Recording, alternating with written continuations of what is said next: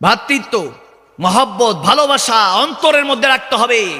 এক ঘরে যেমন 203 থাকতে পারে না, তেমনি ভাবে একই হৃদয়ের মধ্যে কখনো ভালোবাসার ঘৃণা থাকতে পারে। যদি থাকে তাহলে বুঝে নিবেন আপনি শয়তানের ওয়াসওয়াসায় আছেন, শয়তানের ধোকায় আছেন। আর যদি দেখেন না হুজুর কারো ব্যাপারে আমার কোনো নালিশ নেই, আমাকে যদি কাটার আঘাতও দেয় আমি গোলাপ ফুল দিতে রাজি আছি, তাহলে বুঝে নিবেন আপনি নবী প্রেমিক, আল্লাহ প্রেমিক, আপনার অন্তরের মধ্যে জান্নাতের সুবাস আছে। সুবহানাল্লাহ বলে। আল্লাহর ঘর পৃথিবীতে কোটি কোটি আছে। এক গবেষণায় পাওয়া যায় প্রতি সেকেন্ডে কোথাও না কোথাও আজান হচ্ছে, আজানের প্রতিধ্বনি হচ্ছে, উত্তরা দেওয়া হচ্ছে। সুবহানাল্লাহ। প্রতি সেকেন্ডে এখানে আওয়াজ একটা বন্ধ। পৃথিবীর কোনো না কোনো অঞ্চলের মধ্যে টাইমিংটা এমন ভাবে নির্ধারিত, কোথাও রাত, কোথাও দিন, কোথাও বিকেল, কোথাও সন্ধ্যা, এমন ভাবে নির্ধারিত। কোথাও না কোথাও আজান হচ্ছে, রব্বুল আলামিন বান্দাদেরকে ডাকছে। সুবহানাল্লাহ। পৃথিবীর সমস্ত প্রান্তরে কোটি কোটি মসজিদ, সবগুলি তো আল্লাহর ঘর, ঠিক না? বাইতুল্লাহ আল্লাহর ঘর, কিন্তু মক্কাতুল মুকাররমায় যে ঘরটা স্পেশাল আছে ওটার সাথে তুলনা দেওয়া যাবে? আওয়াজ দেন, তুলনা দেওয়া যাবে? যাবে না। রব্বুল আলামিন যে স্পেশাল ঘরটা মক্কাতুল মুকাররমায় বানিয়েছেন, কাবাতুল্লাহ, যেটা সমস্ত মসজিদের কিবলা, ঠিক না? সবই আল্লাহর ঘর। পুরা পৃথিবীটাই তো জায়নামাজ বানিয়ে দিয়েছেন রাহমাতুল লিল আলামিনের কদমের উসিলায়। সুবহানাল্লাহ। সে রব্বে করিম আমাকে বলছে কাবাতুল্লাহর স্থানে যে মাকামি ইব্রাহিমটা আছে, যারা হজ করতে গিয়েছেন দেখেছেন, ওই জায়গায় গেলে আমরা সালাম দেই, জিয়ারত করি। যদিও এখন সৌদি গভর্নমেন্ট আমাদেরকে ইজাজত দেয় না, হায়াজা বিদআত শিরক বলে অনেক কিছু করার চেষ্টা করে, কিন্তু মুমিন তো তাজিম করতে কখনো ভুলে না, ঠিক না? তাজিম করা তো শিখিয়েছেন রব্বুল আলামিন। উসজুদু লিল আদম, সমস্ত ফেরেশতারা আমার নবী আদম আলাইহিস সালামকে সিজদা করেছেন। হুকুমটা দিয়েছিলেন কে? আওয়াজ দেয় না, হুকুম দিয়েছে কে? তো ফেরেশতাদেরকে দিয়ে তাজিম শিখিয়েছেন। আদবে আউলিয়া, বেআদবে দেউলিয়া, ঠিক না? বাদাব বানসিব, বেআদব বেনসিব। যে আদব বলা সে আল্লাহ ওয়ালা, আর যে বেআদবি করলো সেই তো শয়তানের শাগরিদ মুরিদ হয়ে গেল, ঠিক না? কিন্তু ওই মসজিদটা তো আল্লাহর ঘর। হুজুর ওখানে তাওয়াফ করলে আল্লাহ তাওয়াফ কবুল করতে পারেন, কিন্তু এখানে করলে কেন সিস্টেমে নেই? এখানেও একটা হাকিকত আছে, হাকিকতটা আপনাকে বুঝতে হবে।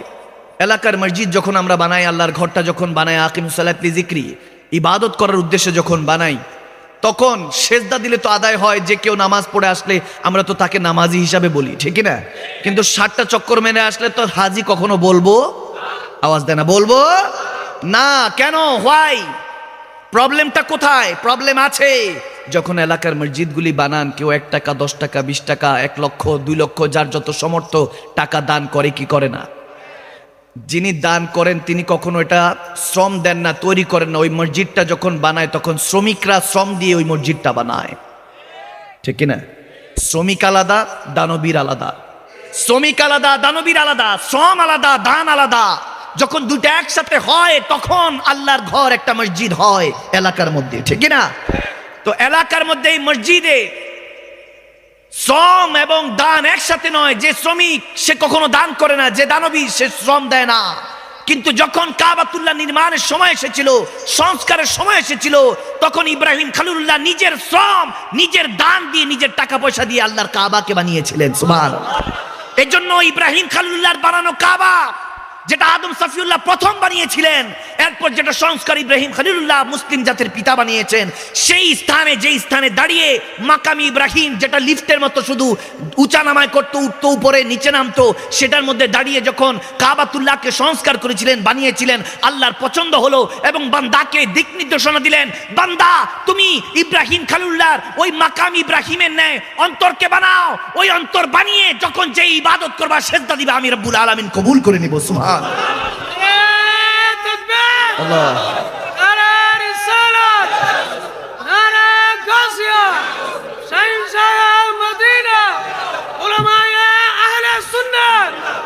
কথা বোঝা যাচ্ছে? এরকম অন্তর বানাবার দরকার আছে কিনা?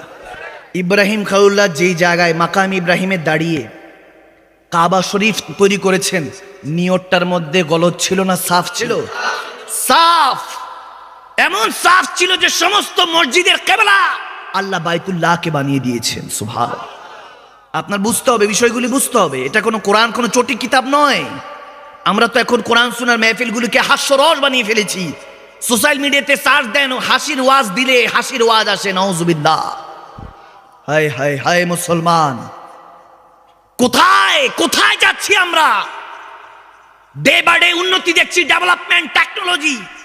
পৃথিবীর এই প্রান্তে থেকে ও প্রান্তে স্কলিং এর মাধ্যমে, মোবাইল ফোনের মাধ্যমে, ভিডিও কলিং এ, এখান থেকে ফ্রিকোয়েন্সির মাধ্যমে লাখ লাখ কোটি কোটি কিলোমিটার দূরে বসে লন্ডন আমেরিকাতে কথা বলছি। ভাবছি উন্নতির শিখরে ভাসতেছি। মার্সিডিজ, প্রাডো, অডি, কত রকম গাড়ি, বিএমডব্লিউ। মানুষ কিনার স্বাদ রাখে যদি একটা ভালো গাড়ি থাকতো, কোটি কোটি টাকা দামের অডি, বিএমডব্লিউ, মার্সিডিজ। কত শখ করে যদি একটা প্লেন থাকতো, private. I have a private plane, private jet, I have a helicopter. চিন্তা করি একটা হেলিকপ্টার থাকলে কত হতো। এখন তো বান্দা বানাতে বানাতে সেই মঙ্গল গ্রহে, চাঁদের মধ্যে চলে যাচ্ছে রকেটের মাধ্যমে, পৃথিবী পাড়ি দিচ্ছে। কত টেকনোলজি। যতই টেকনোলজি থাকুক না কেন, যতই উন্নতি থাকুক না কেন, রব্বে করিম 1450 বছর আগে ডিক্লার দিয়ে দিয়েছেন, ওয়ালাসি ইন্নাল ইনসানা লাফি খুস। বান্দা তোমরা খসরে আছো। আমি সময়ের কসম খেয়ে বলছি, আমি রব্বুল আলামিন, আমরা খসরের মধ্যে আছি। ডেভেলপমেন্ট নয়, এটা উন্নতি নয়। আমরা খসরের মধ্যে আছি, অবনতিতে আছি। সামনে আমাদের কিয়ামত অপেক্ষা করছে, পিছনে আমাদের মৃত্যু অপেক্ষা করছে। ঠিক না? This the truth. এটাই সত্য। রিজিকের পিছনে দৌড়ান। আমার রহমাতুল্লিল আলামিন বলে, মৃত্যু এবং রিজিক তোমার পিছে দৌড়ায়। আর বান্দা রিজিকের পিছনে দৌড়ান, তার পিছনে দৌড়ান যিনি আপনার সমস্ত খেয়ালটা রাখে। একটা দিন যদি চাকরিতে না যান, আপনার মালিক স্যালারি কেটে রাখবে। 2টা দিনের সময় ধমক দিবে, 3য় দিন চোখ রাঙিয়ে বলবে এত লেট কেন। 4র্থ দিন আপনাকে ঘাড় ধাক্কা দিয়ে চাকরি থেকে বের করে দিবে। কিন্তু রব্বুল আলামিনের খেয়ে পড়ে তেনার জমিনের মধ্যে থেকে মাখলুকাত মুসলমান, আমরা সেই শ্রেষ্ঠ মুসলমান, শ্রেষ্ঠ জাতি, মাখলুকাতের মধ্যে আশরাফুল মাখলুকাত হওয়া সত্ত্বেও নাফরমান হয়ে রব্বুল আলামিনের ঘোরাফেরা করছে। তিনি যে আপনাকে এখনো ঘাড় ধাক্কা দিয়ে বের করে দেন নাই তেনার কায়নাত থেকে, এটাই তো বেশি। শুকরিয়া কি দিয়ে আদায় করবেন? কিন্তু আমার রব্বে করিম বলছে, যদি শুকরিয়া আদায় করতে হয়, নিয়ামতের, আমার রহমতের খুশি উদযাপন করো। কুল বিফাদলিল্লাহি ওয়া বিরহমাতিহি ফাবিযালিকা ফালিয়াফরাহু।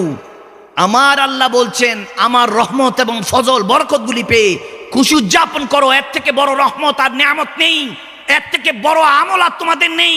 জিজ্ঞেস করলাম, মওলা ওই রহমতটা কি? আমার রব্বুল আলামিন বলতেছেন, ওয়ামা আরসালনাকা ইল্লা রাহমাতাল লিল আলামিন। আমি যেটা রব্বুল আলামিন কুল কায়নাত হোল ইউনিভার্সের যেই রব, সেই আলামিন কুল কায়নাতের রহমত আমার নবী মুস্তাফাকে বানিয়েছি, তোদের কাছে পাঠিয়েছি। রাহমাতুল লিল আলামিনকে পেয়ে খুশি উদযাপন কর, এর থেকে বড় আমল আর নেই। সুবহানাল্লাহ, আল্লাহ।